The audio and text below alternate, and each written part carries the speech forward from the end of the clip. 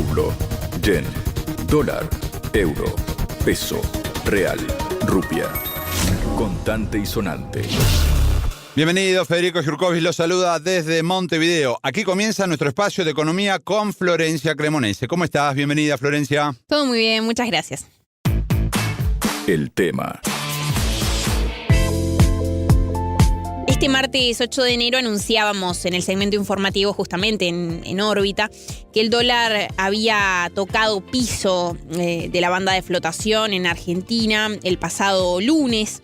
Y bueno, el Banco Central había decidido no intervenir, pero sí había movido la tasa de interés, justamente la había bajado. A estas noticias se suman en las últimas horas las prospecciones que como cada año hace el Banco Mundial. Y en estas, baja un poco la idea, lo que se había anunciado, lo que se había pensado que sería la economía de la Argentina. Se espera una caída del 1,7% según esa institución.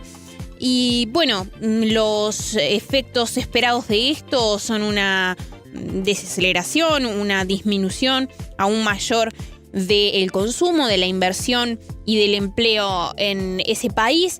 Y bueno, sobre esto queremos conversar en el programa de hoy y para esto nos acompaña un amigo de la casa, el ingeniero Miguel Ponce. Él fue subsecretario de Industria y Comercio y como siempre le damos una cálida bienvenida aquí en Contante y Sonante. Florencia, buenas noches para todos los que nos escuchan y desde ya el mejor año posible, yo estoy diciendo, porque para nosotros, al margen de estas, yo diría, optimistas visiones que tiene el Banco Mundial al respecto, aquí todos esperamos un 2019 mucho más duro que el 2018. Lamentablemente tenemos que decirlo así, es decir, cualquier indicador, primero mirando hacia atrás, cualquier indicador que analicemos del 2018, de fines del 2018, está peor que los indicadores de el 10 de diciembre del 2015 cuando asumiera Mauricio Macri. Es decir, hay un agravamiento, pero este agravamiento ha tenido posiblemente el peor año en el último año, donde lógicamente a partir del ingreso al stand-by del Fondo Monetario Internacional, todas las, diríamos, variables se han ido poniendo cada vez más en rojo. Yo te diría que empezamos ahora el año viendo posiblemente la cara más negra de la recesión que se está viviendo en el país. Ya nadie discute que no es una V corta, es decir, una caída con rebote rápido, sino que el debate es el tamaño de la L, o sea, cuánto es la profundidad de la caída y cuánto va a durar en el tiempo. Y obviamente nosotros, pese a algunas ingenuas o lecturas naif que está haciendo el gobierno y algunos de los funcionarios de que esto para segunda mitad del año empezaría a notarse una recuperación, nosotros vemos sin embargo que la recesión va a durar todo el año. Y esto genera un tema curioso, por ejemplo, ¿no? Que es analizar qué pasa con unas elecciones nacionales presidenciales en el marco de la recesión y de alta inflación. Totalmente, porque además empezó ya la campaña, como quien dice, no oficialmente, pero ya se está dando. Estamos en un año electoral ya a pleno. De hecho, tenemos el mes que viene ya primeras consultas, plebiscitos para ver si algunos gobernadores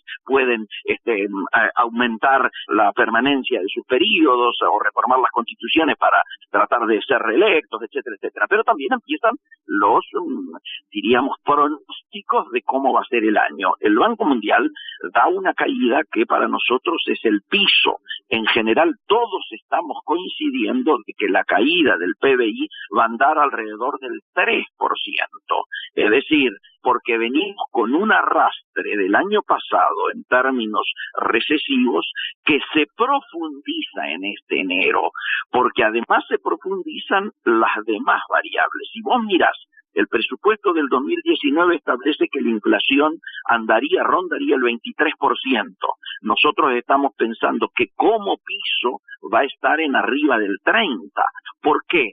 Porque hemos tenido un aumento de prácticamente la totalidad de los servicios. Esto adquiere mayor significación si uno además los pone en contexto desde el 2016.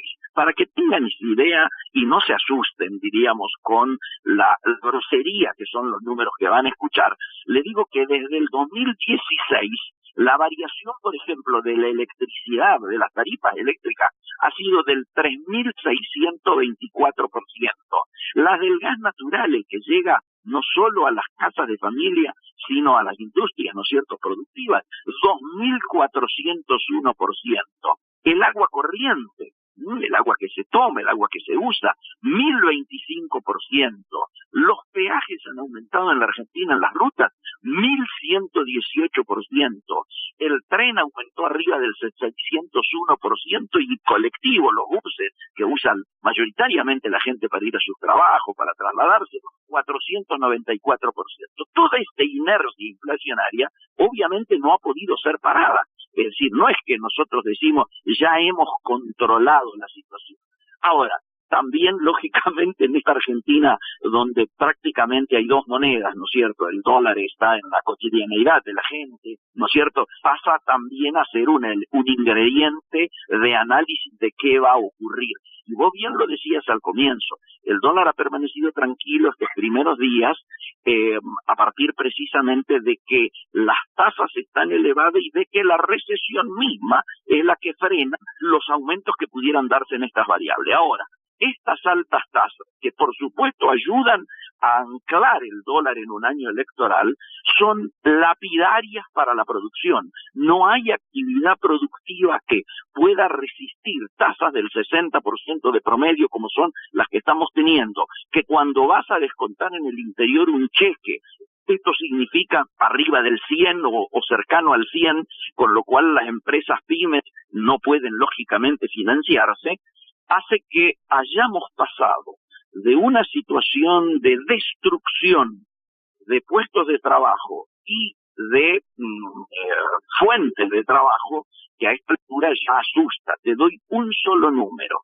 Hasta noviembre, creo que la última vez que hablamos, noviembre, diciembre, teníamos una caída, una muerte de alrededor de 11 empresas pymes por día. Hoy estamos acercándonos a 30 pymes que cierran por día.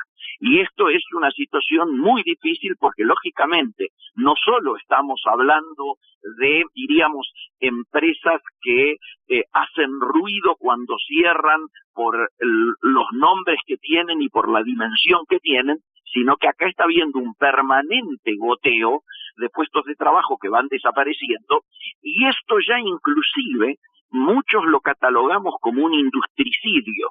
¿Por qué? Porque yo subí hace muy poquito un tuit que decía, el industricidio tiene nombres y apellidos de empresarios y trabajadores y se lleva puesta nuestra historia. Y te leo 6, 7 nombres. Paquetá aguantó 73 años. Deust, 134 años. Estancia del Rosario, 94 años. Macoser, la que hacía las Singer, las máquinas de coser, 64 años, es decir, empresas históricas que resistieron todas las crisis menos esta. Esta las volteó. Y entonces, ya claro, esta situación se refleja, ¿no es cierto?, en las expectativas que hay en relación no solo al gobierno, no solo a las variables económicas, sino a todas estas perspectivas como las que estaba analizando vos recién con el informe del día de hoy del Banco Mundial. Por eso me parece muy importante decirle a tus oyentes la visualización que tenemos de que este año es un año más duro que el año pasado. Y esto vamos a ver cómo repercute en términos políticos, ¿no es cierto? Sin duda. Y además nos referimos con esta caída de la producción, con esta dificultad tan enorme que tienen las empresas y las pequeñas empresas, las pymes, para sobrevivir, en que los trabajadores quedan sin empleo y aquellos que logran mantener algo tienden a empleos mucho más precarios. Y bueno, y con ello la caída de muchísimos derechos también. Cuando nosotros entramos, antes de entrar al Fondo Monetario, nuestro salario era el más alto de la región. Hoy estamos sextos o séptimos. En el 2015 el desempleo, reconocido oficialmente, era del 5,9%. Hoy estamos superando el 9% y algunos decimos que ya estamos en las 2 cifras. ¿Por qué? Porque los números que yo te estoy dando de pobreza oficiales son los que corrían a fines de septiembre, octubre. La pobreza ha pasado del 29.7 en el 2015 al 33.6. Y esto obviamente se corresponde recién al tercer trimestre del 2018, falta el último trimestre que fue el más duro y que va a dar índices de pobreza cercanos al 35 desde nuestra lectura. Digo, la inflación en el 2015 era el 23%, en el 2018 terminó a casi el 48%, de acuerdo a nuestros datos cuando se conozca diciembre. O sea, es una situación muy, muy difícil. Teníamos un tipo de cambio, ¿no es cierto?, tomado el último día de diciembre de 11,4 pesos en el 2015 y el último día del 2018 dio 38 pesos, 37.8, es decir, un riesgo país que en el 2015 estaba en 438, ahora ha bajado un poquito, pero cerramos el 2018 con 815, es decir, casi el doble. Estamos hablando de un agravamiento de un cuadro de situación que lógicamente debiera llamar a la reflexión a la dirigencia argentina para tratar de lograr en un año electoral que algunos de estos temas centrales puedan llegar a ser políticas de Estado y quitarlos de esta competencia electoral feroz en la que hemos metido todos los temas que en Argentina deberían haber sido políticas de Estado. Si no terminamos con esta grieta que no nos ha permitido, no digo superar, resolver los problemas estructurales pendientes que tiene el país, sino ni siquiera enfrentarlos, y bueno, las perspectivas, en lugar de poder ser esperanzadoras, son francamente preocupantes. Miguel, quedamos sin duda comprometidos a seguir esto de cerca, a seguir también lo que va sucediendo con el dólar, que más para los que lo vemos de afuera del país, es como una sorpresa diaria en el caso de Argentina y también por los efectos tan enormes que tiene realmente cada vez que se mueve. Te hago dos agregados en relación al dólar. Primero, el que diga que sabe la pregunta que más se hace acá en Argentina, ¿cuánto va a cerrar el dólar a fin de año?, está mintiendo, porque objetivamente no depende solo de una situación nacional, sino que depende del entorno internacional, que por supuesto continúa teniendo como título el tema de, diríamos, la incertidumbre. Si bien hemos tenido una buena noticia en el último tiempo, que es que la tasa de los Estados Unidos va a subir una sola vez al año, no tres como se había anunciado, esto es un indicador, pero el tema del riesgo país a nosotros nos afecta de manera directa también en esta temática. Nosotros igual, como previsión, estamos calculando para fin de año alrededor de 50. Te lo digo esto sin darte una certificación y adhiriéndole un grado de probabilidad relativamente bajo, porque no hay confianza. Acá puede haber una corrida en cualquier momento. Si de pronto se conocen algunas caídas de grandes empresas o tenemos alguna patinada como podemos llegar a tener con Brasil después del día 16 cuando se reúne el presidente con Bolsonaro, ¿no es cierto?, donde el tema Mercosur peligre y donde muchas de nuestras exportaciones que anteriormente iban a Brasil tengan más dificultad para poder plantearse, seguramente pueden tener impacto directo en el tema del dólar. Ahora, tengamos en claro eso, ¿no es cierto?, para poder hacer un análisis en relación precisamente a esta situación que se está viviendo. Y por otro lado, nos interesa también decir que el gobierno privilegia la estabilidad del dólar por sobre la producción y sobre la economía real. Sacrifica poder generar algún atisbo de salida de la recesión, o sea, de buscar una reactivación en aras de mantener quieto al dólar.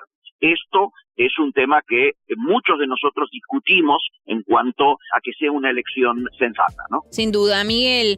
Quedaremos actualizando todo esto y viendo cómo avanza. Le agradecemos, como siempre, muchísimo sus palabras aquí en Sputnik, su análisis, como siempre, muy valioso. Florencia, muchas gracias. El agradecido soy yo. Sputnik sabe que siempre estoy a disposición. Muchísimas gracias. Que esté muy bien. Adiós. Adiós.